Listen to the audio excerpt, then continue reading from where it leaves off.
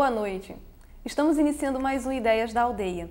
Eu sou Cleísa Cartacho e na noite de hoje nós vamos entrevistar o Johnny Sala. O Sala é engenheiro agrônomo, tem mestrado em ecologia e trabalha no Acre há mais de 20 anos na extensão rural, acompanhando o trabalho de produtores rurais. Boa noite, Sala. Seja bem-vindo ao Ideias da Aldeia. Tudo bem? Obrigado. Sala, para a gente falar um pouco sobre agroecologia, explica para a gente o que seja a agroecologia, como foi que surgiu essa ideia de trabalhar a agroecologia? Pois não, evidentemente que a palavra agroecologia nos traz uma ideia já pré-concebida. As palavras têm ideias pré-concebidas. Ela traz uma ideia de que seja alguma coisa do cultivo com a ecologia, ou seja, o modo de plantar com a ecologia. Só que evidentemente a palavra surgiu antes e depois as concepções foram evoluindo.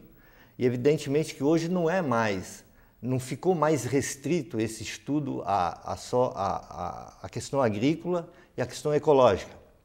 Ele transcendeu para uma concepção mais social, mais cultural, mais econômica, inclusive as dimensões éticas também foram fazendo parte desse contexto. Mas a questão da agroecologia não dá para defini-la assim em palavras, porque é uma ciência que está em construção, evidentemente. Ela é muito recente. Ela tem um pouco mais de 10 anos que ela está sendo questionada no mundo todo, está sendo levantado, está se contrapondo essa ideia da Revolução Verde. Então nós não temos ainda muitas respostas. O que nós temos resposta, sim, é dos prejuízos causados por aquele problema do pós-guerra, onde as máquinas agrícolas, os inseticidas, os herbicidas, tomaram conta do nosso cenário, das sementes modificadas. E hoje nós começamos a pensar o contrário, nós temos que retornar, que até então nós não tínhamos paralelos na história que pudessem nos guiar para as consequências que podiam com esse tipo de coisa que nós fizemos. Então nós estamos retornando agora a conceitos novos, uma busca de um novo entendimento. A partir de que momento o homem, a sociedade, percebe essa necessidade de de ter esse contraponto a um sistema tradicional de produção, tendo o tradicional como a Revolução Verde, né, que traz todo o progresso, né, em termos de equipamentos agrícolas, em termos de produtos químicos. Por que essa necessidade do homem de estar colocando um modelo que se contrapõe a esse que... Justamente é isso, é porque nós não tínhamos paralelos na história para nos guiar. Hoje, por exemplo, nós sabemos das repercussões no próprio organismo físico. Uma galinha deixou de chegar à sua fase adulta, à sua adultidade, sei lá como é que se pronuncia, para em 45 dias atingir o peso de abate, à base de hormônios, de anabolizantes, enfim. Evidentemente que isso foi produzindo alterações no nosso organismo. Eu estive recentemente numa cidade onde as pessoas estão com muitos problemas relacionados de estresse, de depressão, por exemplo, relacionados a um tipo de inseticida que é utilizado nas culturas lá. E esse estudo tem menos de um mês que foi descoberto isso. Então nós temos agora respostas. Porque quando nós começamos com essa ideia da grande produtividade, do mundo pós-guerra, para podermos... Porque todo mundo tinha que ter alimento, mas nós chegamos hoje numa conclusão seguinte: o que adianta produzirmos muito? Em cada refeição que nós fazemos hoje, num prato de comida, a cada pessoa no mundo, no planeta, que está se alimentando, ele está sendo produzido 2,5 kg de alimento por pessoa. Quer dizer, nós estamos produzindo mais do que nós estamos conseguindo consumir. E mesmo assim, nós temos ainda pessoas no nosso próprio estado, ainda com fome. Nós temos na África pessoas morrendo de fome e nós temos nos Estados Unidos pessoas obesas. Quer dizer, é um paradoxo isso. E nós continuamos nas nossas instituições com a ideia da produtividade, no sentido de produzir muito alimento por unidade diária. Enquanto que, na verdade, não é isso que nós temos que buscar. Nós temos que buscar a produtividade do cheiro, dos sabores, das repercussões positivas no organismo. É uma nova caminhada que nós estamos atrás. Além da quantidade e qualidade. Além da quantidade e qualidade.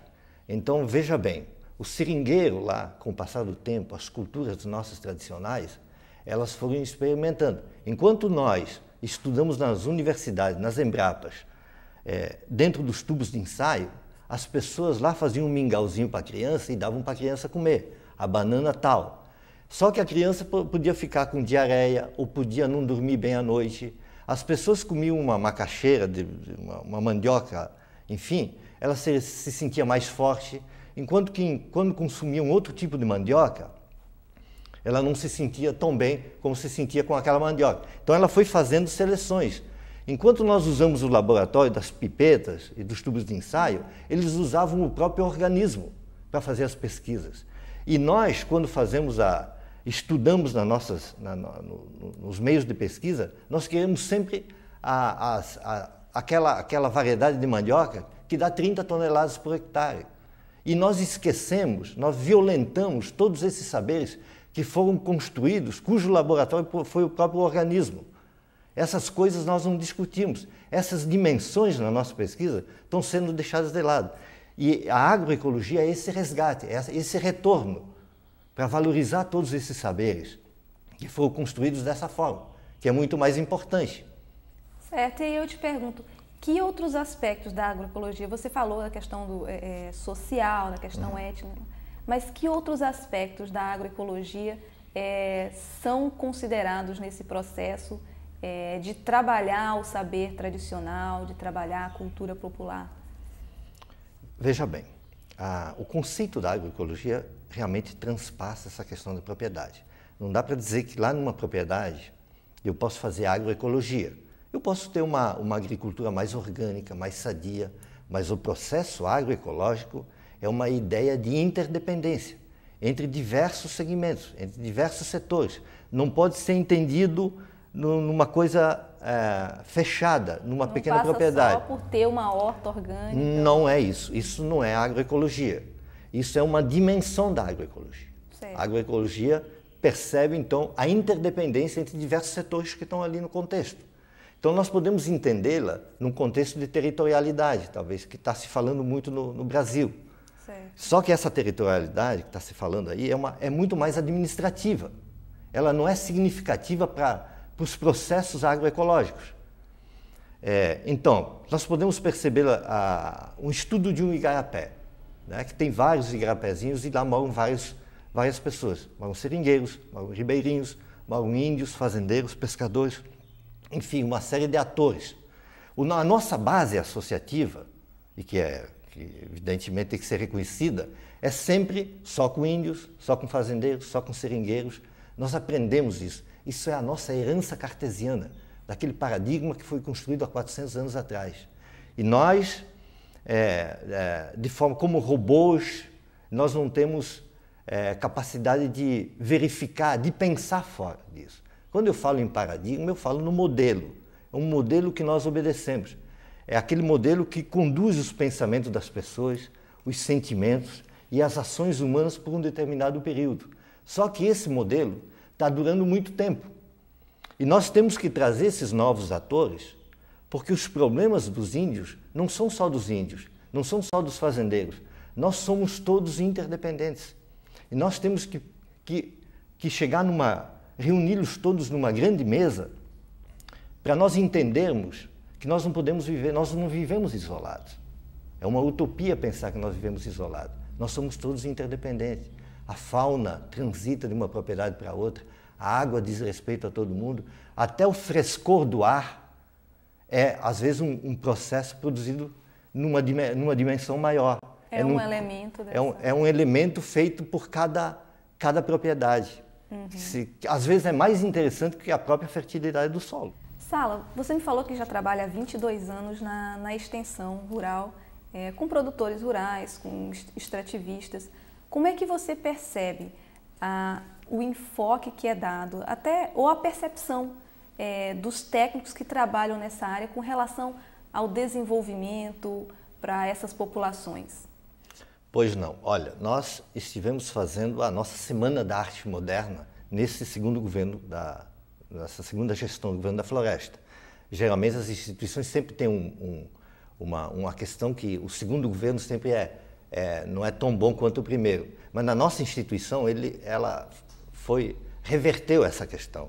Então, a sua instituição? A nossa instituição é a SEATER, é uma Secretaria de Assistência Técnica e Extensão Rural. Então, a nossa instituição, como eu disse, ela fez uma mudança de enfoques, desses paradigmas, essa ideia do difusionismo, por exemplo, daquela ideia de que eu sei tudo e o produtor não sabe nada.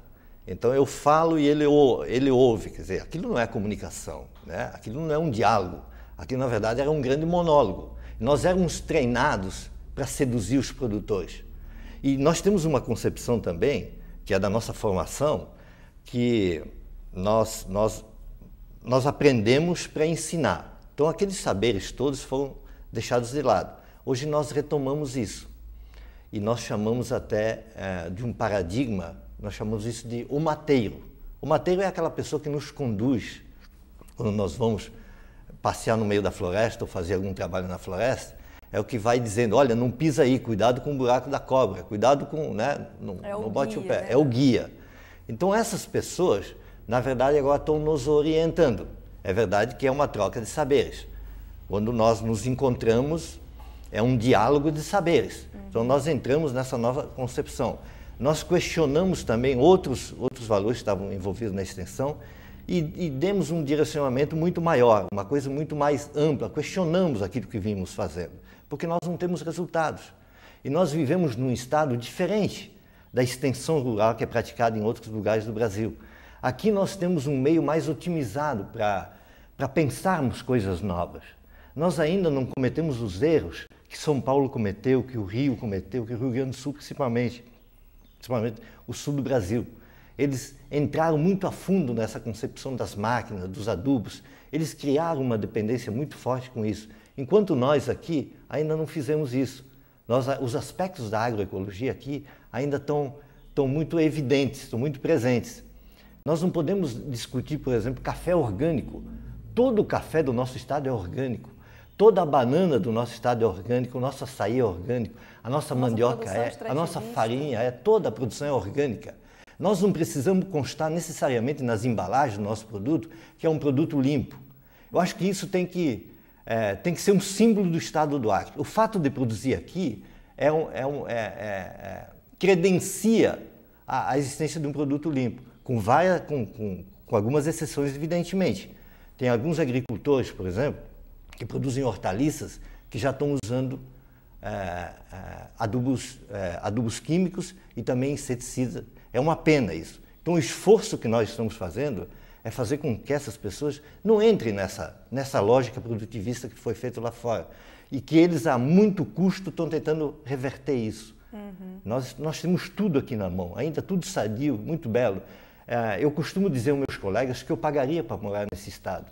E fazendo uma reflexão, eu percebo a beleza de ainda ganhar para morar aqui. Isso tem que se converter, digamos assim, de um grande compromisso com essa sociedade. E à medida que nós formos melhorando essa concepção, nós vamos nos dar conta que isso é verdade.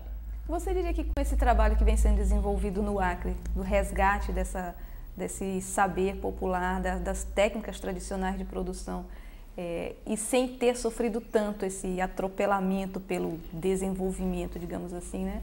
Você acredita que o Acre poderá chegar a ser um modelo para o Brasil de um sistema agroecológico de produção? Não tenho dúvida disso. O Acre é um modelo para o Brasil, só que nós não fomos capazes ainda de dar visibilidade a isso. Mas isso é uma questão de tempo. Isso vai acontecer.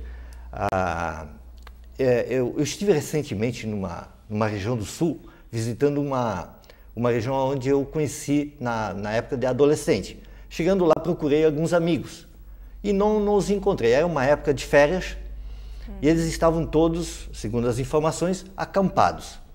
E eu lembrei, quando me disseram o local onde eles estavam acampados, que era um local dos preguiçosos. Nós tínhamos lá duas concepções, inclusive eu mesmo pensava assim, que é o local dos desenvolvidos, aqueles que usavam máquinas agrícolas pesadas, adubações à vontade, sementes modificadas, enfim, tudo que diz respeito àquele processo da Revolução Verde. E outros que não adotaram esse sistema, que permaneceram cuidando da vaquinha com o pastinho natural próprio daquele ecossistema, daquela região, e plantando aquelas coisas que vinha fazendo do modo tradicional. Sim. E eu questionei isso. que eles iam acampar justamente na região dos preguiçosos. Então eu levantei isso. Mas por que é que vocês não vão acampar nos locais mais desenvolvidos? Por que vocês escolhem para as férias os locais dos preguiçosos? E levantou uma interrogação isso. Aí uma pessoa foi dizendo o seguinte: é porque lá nós enxergamos os peixes na água, são sadios, você pode comer à vontade. À noite você dorme com o coachar dos sapos. Não sei se é coachar, o canto dos sapos, né? Você pode dormir de janela aberta. De manhã você acorda com o barulho dos pássaros. Você vai colher frutas frescas, aquelas conversas todas. E um outro cidadão disse: olha, eu voltei de lá desestressado.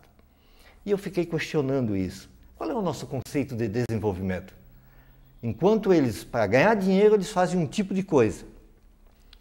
Todo mundo tem o carro do ano, aquela coisa toda, né? Vivem uma qualidade de vida boa. Mas para as férias, eles procuram os locais que não foram muito modificados. Então, o que é desenvolvimento? É a questão tradicional, que ficou ali do jeito mais antigo, ou aquele que foi extremamente modificado? Certo. Isso nos leva a uma reflexão, evidentemente. Nós vamos, Sala, para um rápido intervalo e voltamos já já para falar um pouco mais sobre esse desenvolvimento. Tá bom.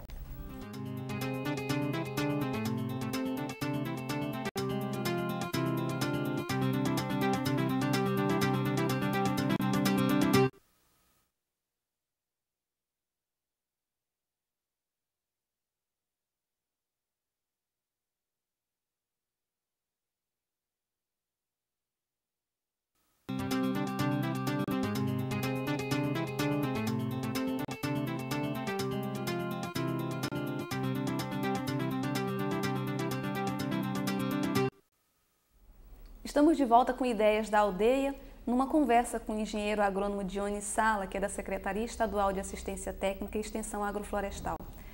Sala, voltando para a nossa conversa sobre agroecologia, você acredita, você considera que o Acre pratica agroecologia? Com certeza. Vou só contextualizar uma coisa para ter uma compreensão melhor. A floresta amazônica, esse ecossistema que nós chamamos de floresta tropical, não é a maior floresta do planeta. Mas veja só uma coisa, as maiores florestas do planeta, elas estão localizadas no norte do Canadá, nos Estados Unidos, no norte da Rússia. Só aquelas florestas são chamadas de florestas boreais, né? Elas cobrem 25% da superfície do planeta Terra. São muito grandes essas florestas. A nossa floresta tropical, considerando o Peru, a Bolívia, o Brasil, enfim, esses países todos, toda essa região tropical, representa em torno de 7% só do planeta Terra. Então, nos perguntamos o seguinte: por que o mundo dá tanta importância a esses 7%? A resposta é a seguinte: é que aqui nesses 7%, nós encontramos mais da metade das espécies animais e vegetais do planeta Terra, aqui nesse cantinho onde nós moramos. E isso interessa para o planeta inteiro? Não tem a menor dúvida. É sempre a ideia da interdependência com outros ecossistemas. Essa região influencia outras regiões do mundo. Ela é importante para a sustentabilidade do próprio planeta Terra. Então, nessa questão da floresta tropical, o que nós podemos perceber é o seguinte: que se nós fizéssemos uma viagem por todo esse planeta, sobrepairássemos os outros 93% do planeta Terra, nós iríamos encontrar menos vida do que nós temos aqui, onde nós moramos. Essa é a importância. Então, veja só, e essa grande diversidade, provavelmente a grande diversidade ainda da Amazônia está no seu meio aquático, que é praticamente muito pouco pesquisada. Nós ainda não entendemos a importância, por exemplo, dos nossos rios, que interagem o tempo todo com o mar, com os oceanos, onde os peixes vêm reproduzir aqui na água doce e passam a sua fase adulta no mar e vice-versa. Quer dizer, essa interdependência é que não está clara nos nossos propósitos. Então, por exemplo, no estado do Acre nós temos os sistemas agroflorestais, que é o quê? É uma ideia de produzir através da diversidade. Não é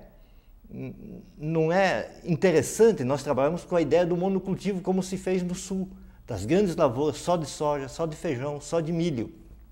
Num ecossistema que a todo momento uma região aponta para nós dizendo: aqui nós somos diversificados.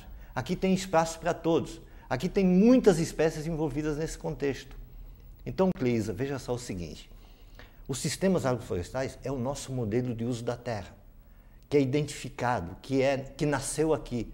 Se nós fôssemos fazer uma comparação com o Sul, a ideia mecanicista, essa dos grandes plantios, das máquinas, dos venenos e das sementes melhoradas, elas foram desenvolvidas no academicismo. Os sistemas agroflorestais foram constituídos pela história cultural dos diferentes grupos sociais que habitaram a Amazônia e que continuam habitando. Ele é um modelo que nasceu das experimentações das pessoas.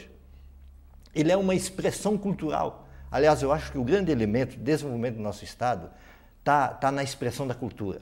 Nós temos que aprofundar essa concepção. E a gente poderia dizer, então, que essa cultura combinada a essa biodiversidade que nós temos pode gerar um desenvolvimento social e econômico, né? Uma vez que todo desenvolvimento, na maioria das vezes, é considerado como desenvolvimento econômico. Exatamente, são desprezadas as outras. Os sistemas agroflorestais responderiam Não tem a menor dúvida. Nós não podemos nos ligar só na questão econômica, que, aliás, os sistemas agroflorestais nos fornecem. Nós temos que porque existem outros produtos que são oriundos dos sistemas agroflorestais, por exemplo. Água limpa pode ser um produto. Após a Constituição de 1988, considerou a água como um elemento que tem valor. E atualmente há todo um debate acerca Não tem a dúvida com a questão da água. Então ele mantém a água. Então um produto do sistema agroflorestal pode ser a água, pode ser a manutenção da fauna, que por sua vez mantém a diversidade das plantas e da nossa floresta. Tem a questão do sequestro de carbono. E além do mais, os sistemas agroflorestais se parecem muito com a própria floresta. Eles não modificam muito o ambiente, além de nos dar uma série de vantagens, porque nós temos também alimentos diversificados e eles são muito independentes. Compare, por exemplo, o seguinte: os sistemas convencionais, que são aqueles do monocultivo do sul do Brasil, então eles precisam de equipamentos, precisam da indústria mecânica. Eles são dependentes da indústria mecânica, dos tratores, dos equipamentos e tal. Quando nós olhamos para os sistemas agroflorestais, eles não necessariamente dependem dessa estrutura. Olha, eles são independentes. Se nós formos analisar sob o ponto de vista da indústria química, dos fertilizantes, dos adubos, dos agrotóxicos, dos venenos que nós botamos na agricultura, porque aquele sistema, já que o investimento é com máquinas, eles também têm que proteger a cultura com venenos. Os sistemas agroflorestais, por sua vez, não necessariamente usam a indústria química. As plantas, aqui no nosso ecossistema, não vivem especificamente do solo. Para nós termos uma ideia do que isso significa. 93% de uma árvore é produto da atmosfera, não é do solo. É por isso que nós encontramos uma floresta exuberante aqui e nós confundimos ela com grande fertilidade do solo. Os nossos solos são muito pobres. No entanto, nós temos uma exuberância na floresta. É porque nós não entendemos o interrelacionamento dessas plantas com a atmosfera. É de lá que vem toda a matéria-prima, inclusive para enriquecer o solo. Os sistemas agroflorestais proporcionam mais ou menos essa lógica. A gente poderia dizer, então, que eles fornecem a base econômica para a comunidade ou para as famílias que o utilizam, e, além disso, promovem também sustentabilidade ambiental, bem-estar dessas populações. A gente seria correto afirmar isso? Não tenha dúvida. Levando ainda aquele meu pensamento, e depois eu entro na resposta, quando nós comparamos os sistemas agroflorestais com a indústria, por exemplo, genética, que é das variedades, das cultivares, que os governos passados sempre faziam isso, sempre iam buscar as cultivares variedades do sul do Brasil, porque elas foram produzidas para ter o uso da mecanização. É toda uma cadeia de dependências que vem atrás. Aí você tem que botar adubos para protegê-la dos organismos da região, ou os inseticidas, adubos para ter mais produtividade, as sementes melhoradas. Quando nós olhamos para os sistemas agroflorestais, eles não necessariamente dependem dessas sementes, porque o grande viveiro das nossas mudas, das nossas sementes, estão na nossa floresta. Entre no meio da floresta, olhe embaixo de uma planta que você vai encontrar centenas, milhares de mudinhas prontas para serem utilizadas. Sabe quantas vão permanecer vivas aí? Praticamente nenhuma. Se não abrir uma clareira, uma árvore cair, alguma coisa nesse sentido, todas elas desaparecem. A floresta nos diz o tempo todo, não precisa você construir viveiros. Eu tenho aqui todos os anos mostrando a você, pegue essas mudas que fisiologicamente estão preparadas para enfrentar o sol, que elas estão esperando uma entradinha de sol para poder sobreviver. Quando você leva ela para um plantio, ela aproveita essa oportunidade. Ela é muito mais resistente que as próprias coisas que nós fazemos através dos nossos viveiros, que são ideias convencionais. Então nós temos um sistema totalmente independente do sistema do Sul. Agora você me pergunta uma coisa, quando nós apresentamos isso numa discussão, o que esses caras vão dizer? O que um vendedor de adubo, ou de inseticida, ou de herbicida vai dizer? Ele vai contrariar esse sistema, porque é um sistema que não tem dependência das indústrias, não tem dependência desse sistema capitalista que está aí. Eu não posso dizer que o sistema agroflorestais é anticapitalista, mas ele é pouco capitalista. É uma ideia diferente. E é uma ideia que pode ser utilizada aqui sem nenhum esforço, porque ela é uma expressão cultural. Ela nasce aqui. Deixa eu pegar um gancho aí do que você falou com relação às mudinhas, às pessoas. Os sistemas agroflorestais ou o modelo agroecológico de produção, ele vai manter a nossa biodiversidade? Como é que ele vai favorecer isso? A gente tem toda uma indústria, de um outro lado, produzindo sementes melhoradas, e a gente tem um sistema que não utiliza essas sementes, utiliza sementes tradicionais. De que forma vai haver uma preservação da biodiversidade nesse sentido? Os sistemas agroflorestais, por si só, são sistemas diversificados. Existem muitas espécies aí. Ele é a mesma coisa do que o próprio ecossistema da nossa região, que é diversificado. Nós temos aqui a maior diversidade do planeta, por isso que ela é importante. Ou seja, nós temos a maior quantidade de vida do planeta aqui nesses 7%. Os sistemas agroflorestais mantêm um pouco essa lógica. Aqueles outros sistemas praticados em outras regiões do país e no mundo, aonde eles se estabelecem, eles acabam com a diversidade. Eles tiram daquele ambiente as centenas e milhares de espécies e substituem por uma espécie, duas espécies. Então eles acabam com a diversidade, enquanto que o nosso sistema vão pelo caminho contrário. Eles vão dando uma manutenção da diversidade. É que ainda os nossos produtores não estão ganhando pela água limpa que produzem através desses sistemas. Não estão ganhando pelo sequestro de carbono, que é mantido aqui e que está poluindo a nossa atmosfera. Provavelmente, isso não vai levar muito tempo, que nós estamos questionando isso, que os produtores vendam água limpa como produto de sistemas agroflorestais, como foi dito anteriormente, que vendam carbono, que vendam a manutenção da fauna, que por sua vez mantém a diversidade da floresta. É uma série de cadeias de interdependências que, através desse modelo, o nosso governo acertou em cheio nisso, porque ele, a partir dessa ideia, ele está usando uma expressão cultural, uma expressão ambiental, para estabelecer, para estruturar o desenvolvimento do nosso Estado. Que há 10 anos atrás nós tínhamos essa concepção, só que nós não tínhamos um meio otimizado para a discussão desses aspectos. E aí eu te pergunto, então, pois não. A utilização ou a implantação de sistemas agroecológicos, a adoção desses sistemas agroecológicos, melhor dizendo, ele é uma tendência no Estado porque é um modelo que o governo, que o serviço oficial de extensão está levando aos produtores, ou você acha que é uma coisa que vai perdurar, vai continuar além de governo, é uma coisa que vai ser adotada porque já vem da história dos produtores? Não tenha dúvida, nós não tínhamos essa visibilidade, essas coisas. O governo da floresta, a entrada desse governo, ela otimizou, ela criou uma ambiência para se observar essas coisas. Ele é um elemento constituído e ele faz parte das próprias necessidades. Você lembra daquele conceito de 1987, não sei como é que chamava, Brundtland? Era um conceito que dizia o seguinte, que está em todos os nossos artigos, que nós temos que utilizar os meios para satisfazer as necessidades das gerações atuais, sem comprometer as necessidades das gerações futuras.